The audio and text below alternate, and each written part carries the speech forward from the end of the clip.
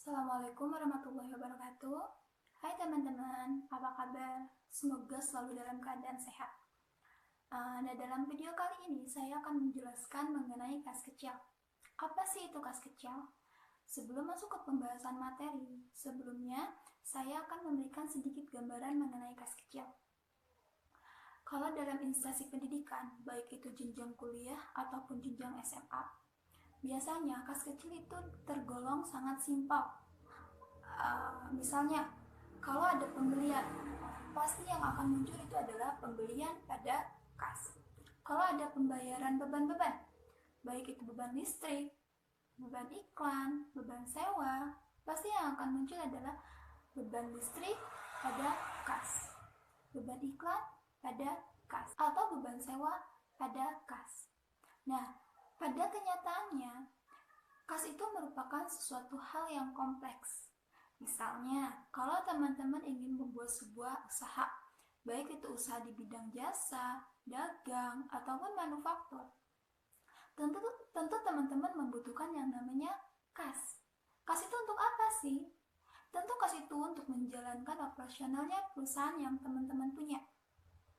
Misalnya, dalam menjalankan operasional perusahaan, teman-teman menyimpan kas di berangkasnya perusahaan itu sebesar 1 miliar. Ya. Tapi ternyata berangkasnya itu tidak cukup untuk menyimpan kas 1 miliar. Akhirnya teman-teman simpanlah kas tersebut di bank. Nah, ketika ada transaksi yang membutuhkan pengeluaran kas, misalnya dibutuhkan pengeluaran kas untuk pembayaran sewa gedung sebesar 100 juta. Teman-teman mengambil kas ke bank lalu dibayarkan untuk beban sewa gedung tersebut.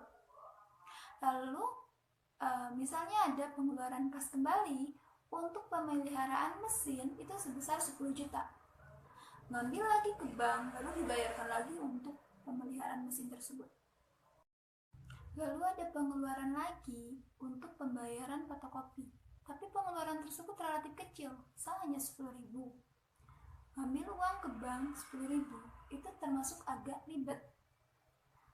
Nah, gimana sih caranya supaya nggak ribet? Nah, caranya adalah perusahaan menyediakan kas kecil di perusahaan tersebut yang dipegang oleh bendahara perusahaan atau kasir perusahaan sebesar 5 juta. Kas kecil tersebut akan digunakan untuk pengeluaran yang sifatnya relatif kecil dan sering. Oke? Paham sampai situ?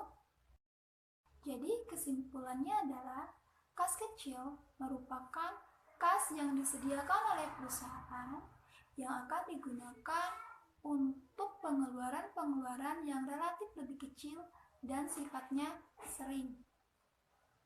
Supaya apa? Kas kecil tersebut harus ada supaya tidak ribet. Kalau pengeluaran-pengeluaran yang relatif kecil kita harus mendadak ngambil ke bank, itu akan lebih ribet. Jadi kas kecil itu merupakan hal yang penting dan wajib ada untuk mengantisipasi adanya transaksi yang relatif kecil. Nah, tadi sudah dijelaskan sedikit mengenai kas kecil atau sedikit gambaran mengenai kas kecil. Jadi di sebuah perusahaan itu ada yang namanya kas kecil dan juga ada yang namanya kas inbound. Nah, setelah kita pahami konsep mengenai kas kecil, sekarang kita masuk ke metode pencatatan kas kecil. Jadi ada 2 metode pencatatan kas kecil. Yang pertama adalah metode kas tetap dan yang kedua metode kas fluktuasi atau kas tidak tetap. Apa bedanya antara kedua metode tersebut? Kita bahas di materi selanjutnya.